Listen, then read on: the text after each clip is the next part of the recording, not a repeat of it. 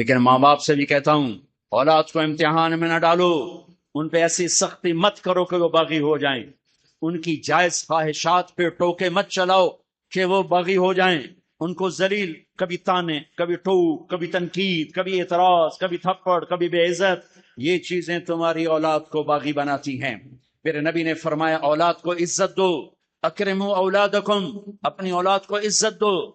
جناب علی رضی اللہ تعالیٰ عنہ نے فرمایا اکرموا اولادکم لانہم خلقوا لغیر زمانکم، اپنی اولاد کو عزت دو، یہ تمہارے آنے والے زمانے میں تمہاری یادوں کو زندہ رکھنے والے ہیں، انہیں عزت دو۔ میرے نبی کیسے عزت دیتے تھے؟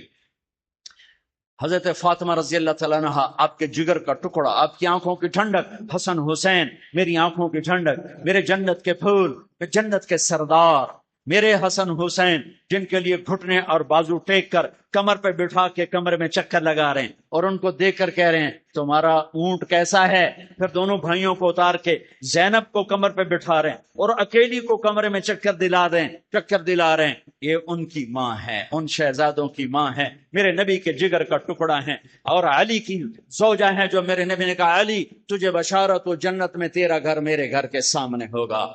جب حضرت فاطمہ آتی اور کوئی چوتھے دن نہیں آتی، کوئی 8ویں دن نہیں آتی، روز آنا لگا ہوا ہے کہ دیوار کے ساتھ دیوار ہے، جب حضرت فاطمہ آتی دروازے پہ آتی میرے نبی کھڑے ہو جاتے۔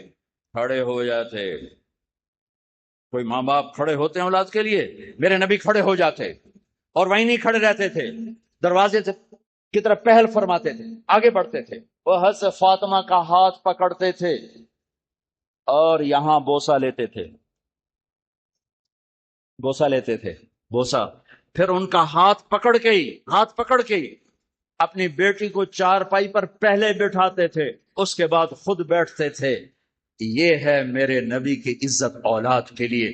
99% ماں باپ اولاد کو اپنی پراپرٹی سمجھ کے رگڑ دیتے ہیں، پھر وہاں سے بغاوت واپس آتی ہے۔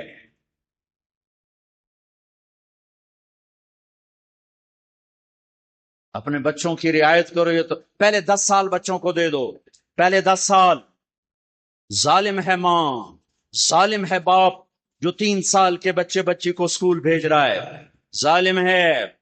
ہمارے تعلیمی ادارے کاروبار ہیں، کاروباری سینٹر ہیں، تعلیمی ادارے نہیں ہیں، حفیظ سینٹر ہے، اب شاپنگ مال ہے، لبرٹی کا مال ہے، مال روڈ کا مال ہے، دبئی کا مال ہے، ایک اسکول بھی مال ہے، ایک کالج بھی مال ہے۔ یہاں پڑھنے پڑھانے کا کوئی چکر نہیں، یہاں صرف پیسے کا چکر ہے۔ میری قوم کے کتنے زوال کے گوشے بتاؤں؟ جس قوم کی تعلیم ہی کاروبار بن جائے اس قوم نے کیا سر اٹھا کے جینا ہے؟ جس قوم کا علم ہی پیسہ بن جائے اس قوم نے کیا سر اٹھا کے جینا ہے؟ وہ خیال نہ حکمرانوں کو خیال ہے کہ اپنے قوم کے علم کی کو کوشش، سڑکیں بناتے جا رہے ہیں۔ ارے بھائی کوئی علم بھی دیکھو، علم کی شمعیں تو بجھتی جا رہی ہیں، سڑکیں تو کھوتے ہیں ٹرنا۔ سڑکیں بنانا بھی ضرورت ہے، لیکن سب سے بڑی ضرورت اس قوم کی علم ہے۔ اقرأ بسم ربک الذی خلق، خلق الانسان من علق، اقرأ وربک الاکرم الذی علم بالقلم، علم الانسان ما لم يعلم۔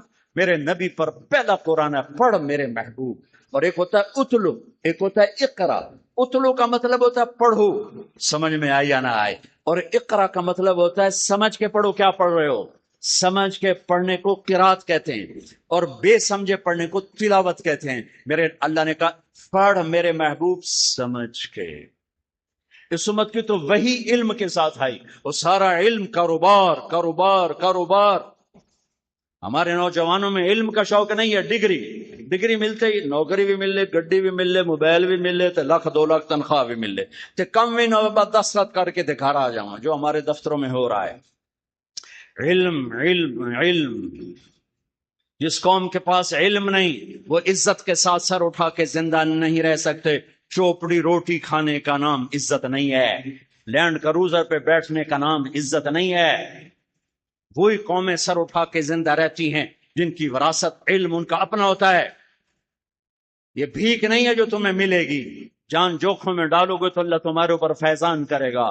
خیر بات دوسری طرف چلی گئی، 3 سال کے بچے کو اسکول بھیجنا ماں کا ظلم ہے، باپ کا ظلم ہے۔ یہ بچہ ماں کی گود چاہتا ہے، میرا نبی شفیق تو فرماتے ہیں کہ 7 سال سے پہلے نماز بھی نہ کہو، 7 سال سے پہلے نماز بھی نہ کہو، 7 سال کے بعد نماز کی بات کرو تو 7 سال تک کیا کرو؟ گود دو، گود، ٹائم دو، گود دو، ٹائم دو، جو نہ ماں کے پاس ہے نہ جو باپ کے پاس۔ فیصلہ آباد میں ہمارے جاننے والے ہیں، وہ میاں بیوی دونوں ٹیچر ہیں، تو وہ بیگم پیپر چیک کر رہی تھی تو رونے لگی۔ تو میاں نے پوچھا، نہ میاں کچھ اور ہے، بیوی ٹیچر ہے، تم رو رہی ہو؟ تو میں پیپر نکال کے آگے کر دیا، اس نے پیپر پڑھا تو اس میں لکھا ہوا تھا آپ کیا بننا چاہتے ہیں، آپ کیا بننا چاہتے ہیں؟ تو اس بچے نے لکھا تھا میں اسمارٹ فون بننا چاہتا ہوں، کہ جب میں گھر آتا ہوں تو میری ماں میری بجائے اسمارٹ فون پہ ہوتی ہے، میرا ابا میرے بجائے اسمارٹ فون پہ ہوتا ہے، میں کوئی بات کرتا ہوں تو نہ باپ جواب دیتا ہے نہ ماں جواب دیتی ہے، اپنے اس پہ لگے ہوتے ہیں، تو میں بہت زیادہ ڈیگریڈ ہوتا ہوں، تو کاش میں فون ہوتا۔ تو اس نے کہا تو رو کیوں رہی ہو؟ کہ یہ تیرے بیٹے کا پیپر ہے، یہ تیرے میرے بیٹے کا پیپر ہے جس نے یہ لکھا ہے کہ میں فون بننا چاہتا ہوں۔ یہ آج ہر ماں کا ظلم ہے، ہر باپ کا ظلم ہے، اس موبائل نے تمہاری زندگیاں، ہماری زندگیاں برباد کر دی ہیں، تباہ کر کے رکھ دی ہیں۔ ایک ہاتھ میں 7 بر اعظم کو بند کر دیا ہے، اور ایک کمرے کی چھت کے نیچے بھائی بہنوں کو یوں مشرق مغرب سے بھی دور کر دیا ہے۔ ماں باپ اولاد میں تعلق ختم، بہن بھائیوں میں تعلق، سب اپنے اس پر لگے ہوئے ہیں۔ لگو، نہ میں روک سکتا ہوں نہ تم روکو گے۔ کچھ وقت تو ایسا کرو کہ اس کم وقت کو چھوڑ کے سارے کٹھے بیٹھو۔ میں یہ نہیں کہتا ہوں نصیحت ہے کرو، ارے ماں باپ بیٹھ جاؤ، بچے بن جاؤ بچوں کے ساتھ، 10 سال بچوں کو دے دو، ساری زندگی بچے تمہارے ہیں۔ پہلے 10 سال نہیں دو گے، ساری زندگی بچہ تمہارا نہیں ہے۔ کہ بچے کی فائل 7 سال تک، 10 سال تک پڑھنے سے نہیں کھلتی، دیکھنے سے کھلتی ہے۔ دیکھتا ہے وہ جو دیکھتا ہے وہ سیکھتا ہے، جو دیکھتا ہے وہ سیکھتا ہے۔ جب اس کو پڑھنے لکھنے پہ لگایا جاتا ہے تو کہ سارے نیورون جل جاتے ہیں، یہ سارا سسٹم اس کا آف ہو جاتا ہے۔ 10 20 ہزار تم 3 سال کے بچے کی فیسیں بھر کے اپنے بچوں کو تباہ کر رہے ہو۔ مجھے پتا میری کوئی نہیں سنے گا، لیکن وہ بھڑکتی آگ پہ کبوتر نے بھی پانی ڈالا تھا ابراہیم کی، اسے بھی پتا تھا میری 2 چن جنال کی آگ بجھنی ہے۔ مجھے بھی پتا ہے میری کوئی نہیں سنے گا، شاید میں ہی پاگل کہلاؤں، دیوانہ کہلاؤں، لیکن میں ان وادیوں سے گزرا ہوں، میں اچھے سکول کا، گورنمنٹ کالج لاہور کا پڑھا ہوں، مجھے پتا ہے ان سارے راستوں کا۔ میری 11 سال عمر تھی، میرے باپ نے مجھے لاہور بھیج دیا سینٹرل ماڈل سکول میں پڑھنے کے لیے، ہاسٹل میں ڈالا۔ 3 سال میں روتا رہا ماں باپ کی جدائی پر، 4تھے سال میرے آنسو ایسے خشک ہوئے کہ نہ موت تک نہ ماں سے پیار کر سکا نہ باپ سے پیار کر سکا۔ 3 میں لگنے کے بعد عزت دی، احترام دیا، خدمت کی۔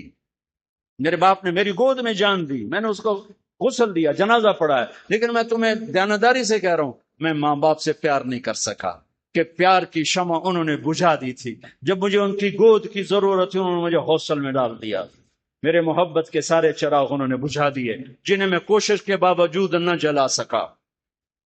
ہاں، اپنی اولاد کو ٹائم دو، یہ تمہیں ٹائم دیں گے۔ پھر کچھ وقت ایسا نکالو جب یہ ساری چیزیں آف کر دو، ٹی وی آف کر دو، موبائل آف کر دو، گھر کے افراد کٹھے ہو کے بیٹھو، جو مرضی باتیں کرو، تمہاری محبت بڑھے گی۔ ہاں، غیبت نہ کرو، جھوٹ نہ بولو، گالی نہ دو، کسی کی بری بات نہ کرو، کسی کو منفی ڈسکس نہ کرو۔ محبت کے جو بول بولو گے تمہارے بچے پروان چڑھتے چلے